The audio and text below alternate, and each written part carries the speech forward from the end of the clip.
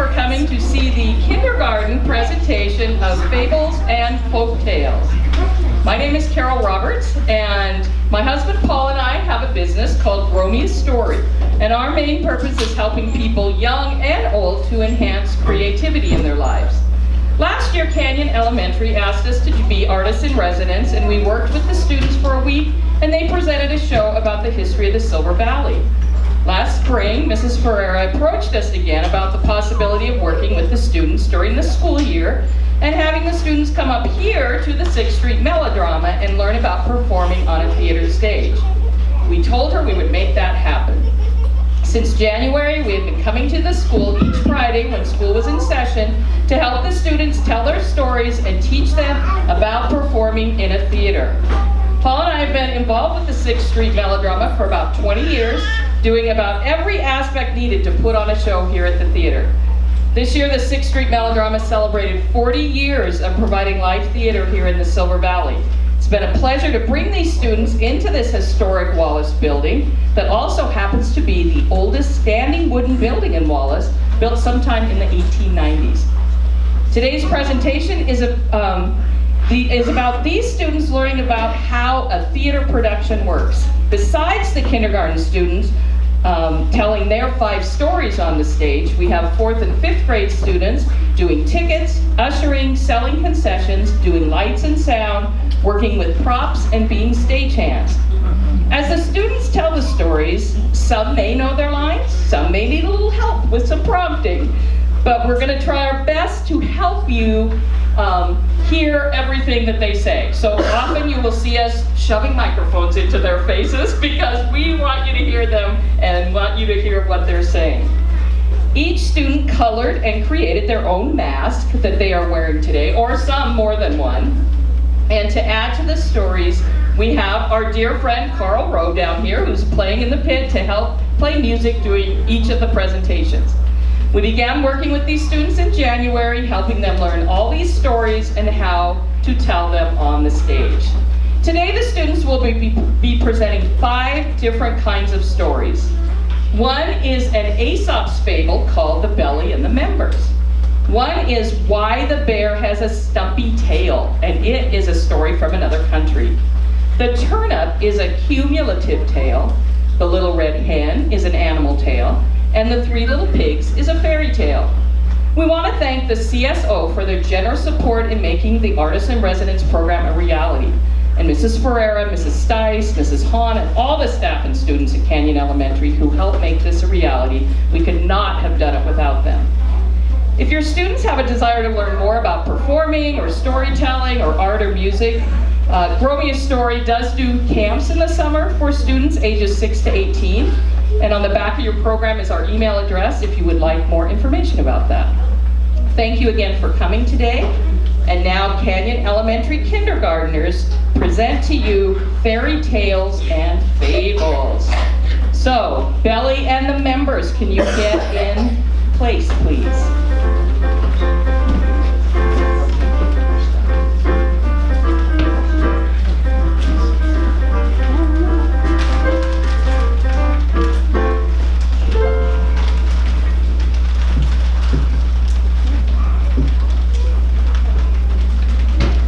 Some of the oldest stories ever told, well before men and women or boys and girls even knew how to write, were very short stories about animals and objects that could use language. Eventually, a man named Aesop wrote down the stories. Each story used to teach a lesson or a moral without seeming to do so. And because of these lessons, the story has been a great favorite in nations all around the world. Today, we present to you The Belly and the Members.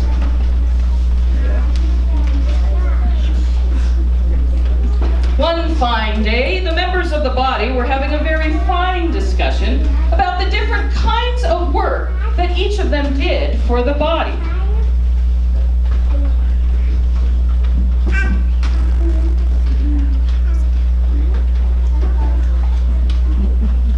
We work hard, picking, cooking, cooking it. You did doing. And the feet and the legs chimed in. We take you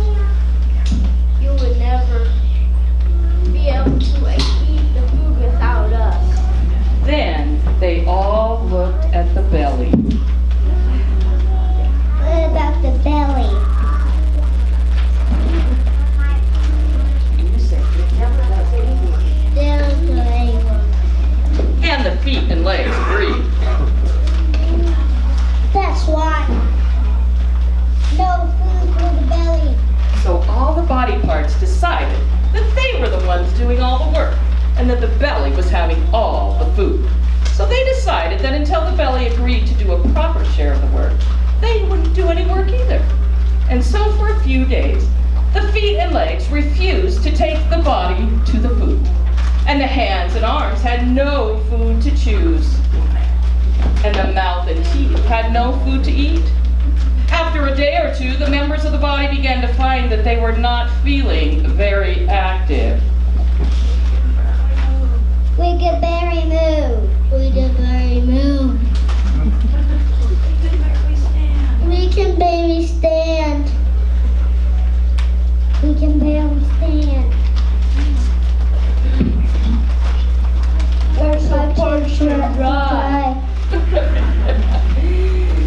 So they found that even the belly, in its dull, quiet way, was doing necessary work for the body, and that all must work together, or the body will go to pieces. And lights down.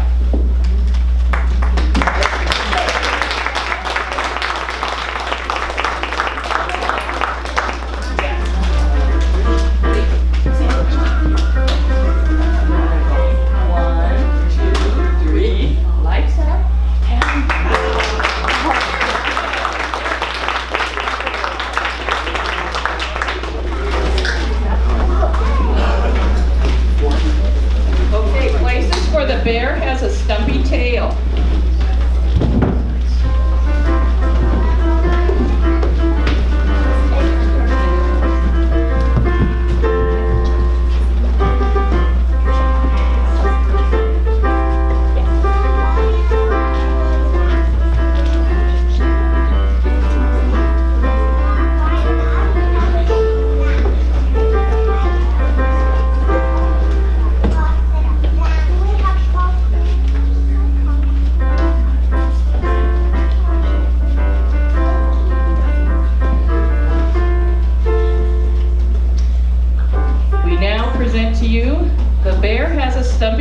A tale from another country. It is a Dutch folk tale. One winter's day, the bear met the fox, who came slinking along with a string of fish he had stolen. Hi, Mr. Fox. Where'd you get those fish? What's doing? I've been out fishing and caught them.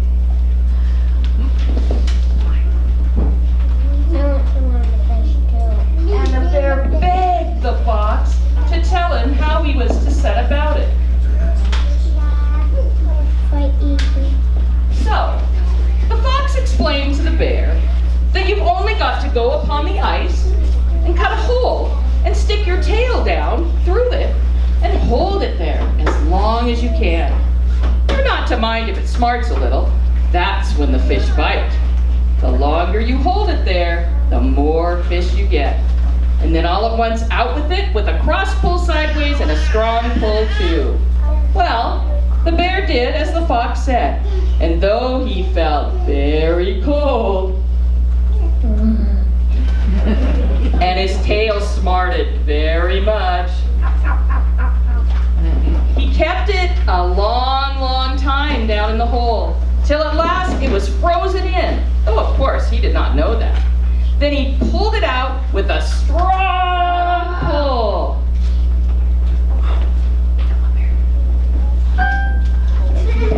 And it snapped short off, and that's why Lord Bruin the bear goes about with a stumpy tail to this day. And students, do you have a question?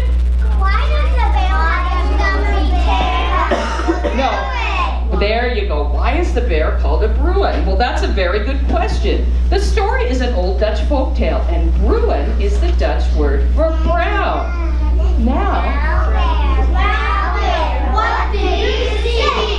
I see funny faces looking at me. and light.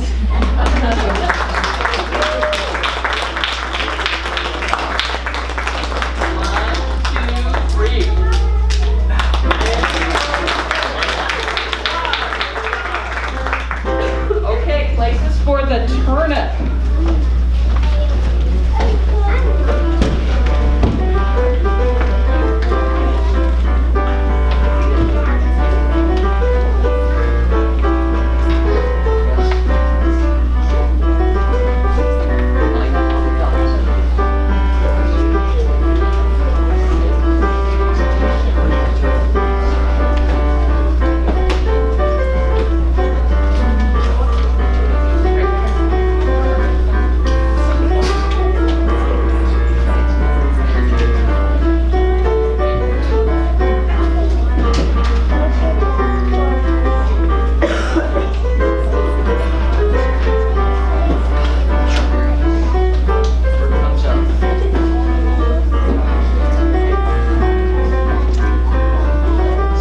going to present to you the turnip, which is a cumulative tale, which means things get repeated over and over and over again.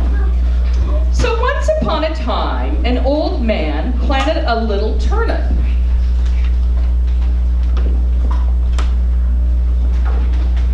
And he said, Grow, little turnip. Grow. Grow sweet. Grow strong. and the turnip grew up sweet and strong and big and enormous. Then one day, the old man went to pull it up. He pulled and pulled and pulled again, but he could not pull it up. So he called the old woman. The old woman pulled the old man. The old man pulled the turnip. And they pulled and pulled again, but they could not pull it up. So the old woman called her granddaughter. Oh, granddaughter. The granddaughter pulled the old woman. The old woman pulled the old man. The old man pulled the turnip. And they pulled and pulled again, but they could not pull it up. The granddaughter called the black dog. Black dog, black dog. The black dog pulled the granddaughter. The granddaughter pulled the old woman. The old woman pulled the old man. The old man pulled the turnip. And they pulled and pulled again. They could not pull it up. So the black dog called the cat. Black cat, black cat. So the cat pulled the dog. And the dog pulled the granddaughter. And the granddaughter pulled the old woman. And the old woman pulled the old man. And the old man pulled the turnip. And they pulled and pulled again. But they could still not pull it up. So the cat called the mouse. Meow, mouse. So the mouse pulled the cat. And the cat pulled the dog. And the dog pulled the granddaughter. And the granddaughter pulled the old woman. And the old woman pulled the old man. And the old man pulled the turnip. And they pulled and pulled again. And up came the turnip at last. Proving once again that Many hands make light work. and lights.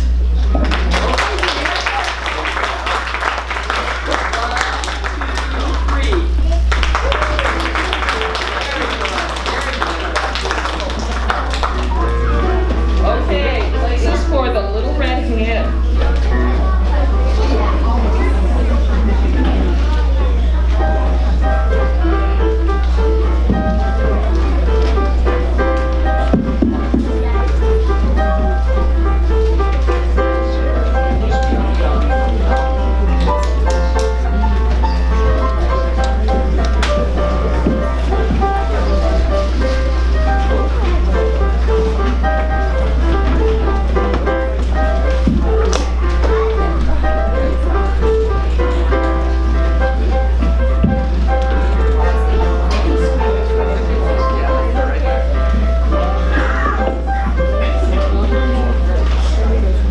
Okay, we now present to you The Little Red Hen, which is an animal tale, because many times in fairy tales, the writer gives animals human characteristics, but tells the story as an animal.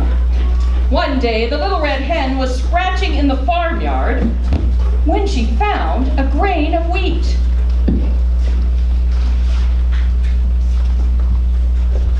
Who will first to eat? Not I. Not I. Not I. Very well then, I will. So she planted the grain of wheat. After some time, the wheat grew tall and ripe. Who will cut the wheat? Not I. Not I.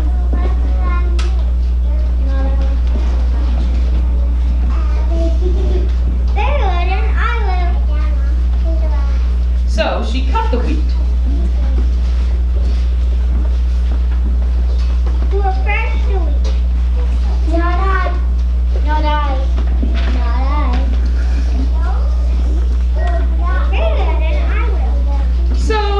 thresh the wheat.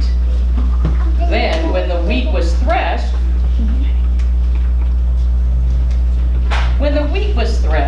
she said,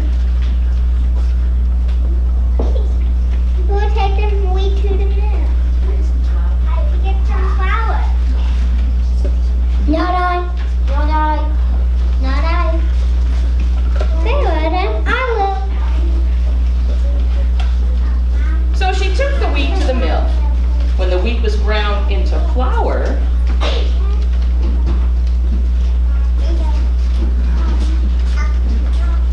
she said, Turn the flour into bread. Not I. Not I. Not so is me. Then I will. so she baked a lovely loaf of bread. Then she said, Who will eat the bread? Not I. Not I. I will. I will. So is me. Oh no, you won't. I will. I will. and so she called her chicks and shared the bread with them. And lights.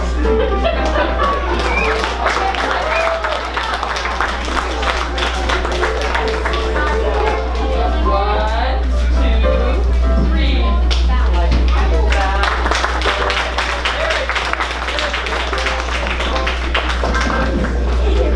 Okay, places for the three little pigs.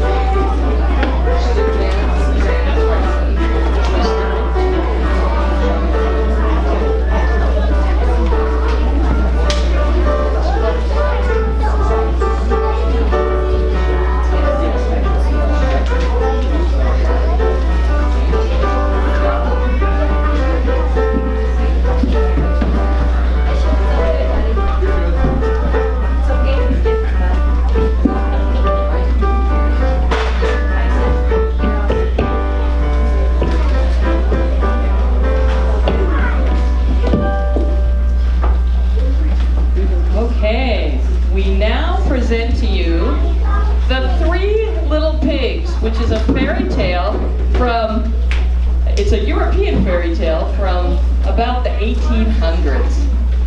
So once upon a time, there was a mama pig, and she had three little pigs.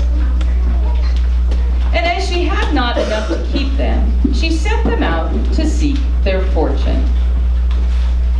My sweet sons, it's time to seek your fortune. So, the first pig that went off met a man with a bundle of straw and said to him,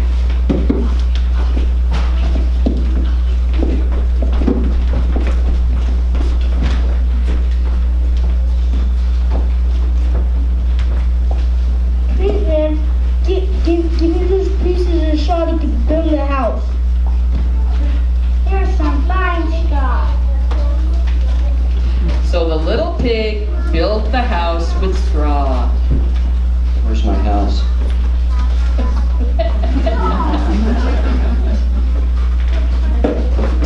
Presently, along came a wolf and knocked at the door. Knocked at the door.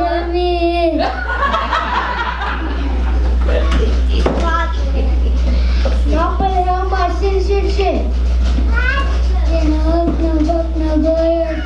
So he huffed, and he puffed, and he blew his house in. The first pig quickly ran off to find his brother. Now the second little pig met a man with a bundle of sticks.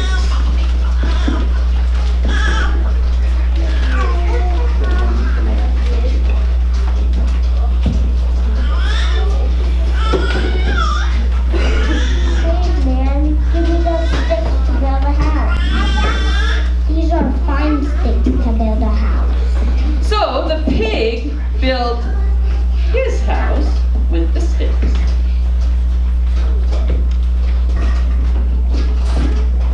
Then his brother came just as the pig was finishing building his stick house.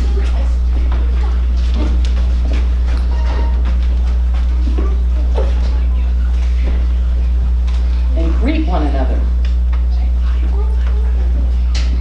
Hi, brother.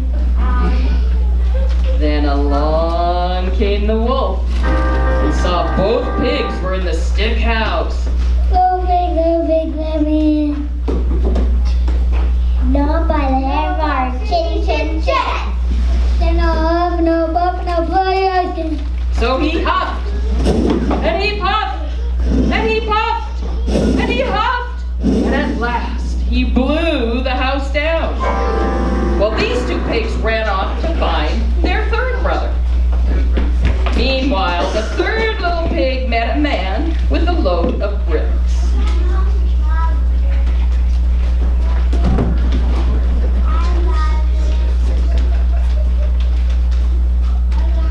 Please, man. Here's those bricks to build a house with. Here's a nice brick to build a house.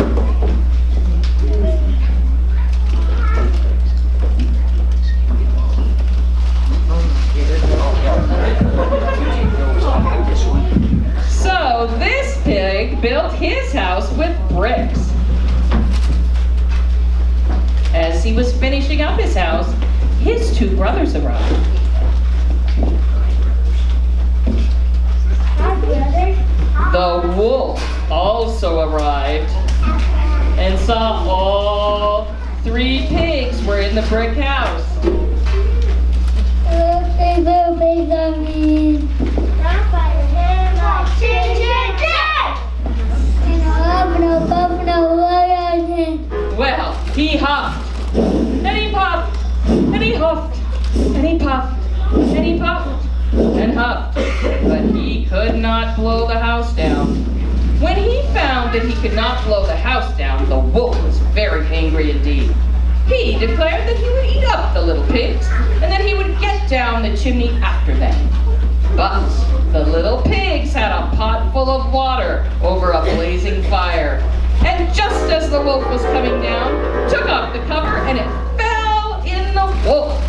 As soon as he hit the water, the wolf jumped out and said, I'm not in the mood for hot dogs. I am not in the mood for a hot tub right now. And the wolf ran out of the brick house and was never seen again. And the pigs cheered!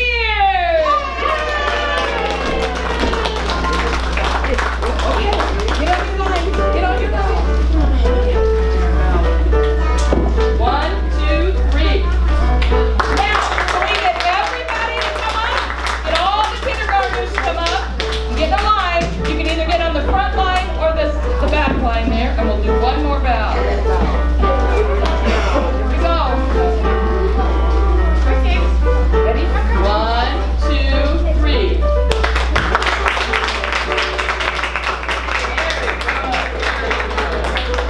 Come on up, babe. Let's get you in here. One more time. One more time. 1, 2, 3. There we go. Well, thank you so much for coming today. It was such a pleasure and so much fun working with these kids for the last few months. They are wonderful, and it was a joy, and you are very fortunate to have them in your life. Thank you so much.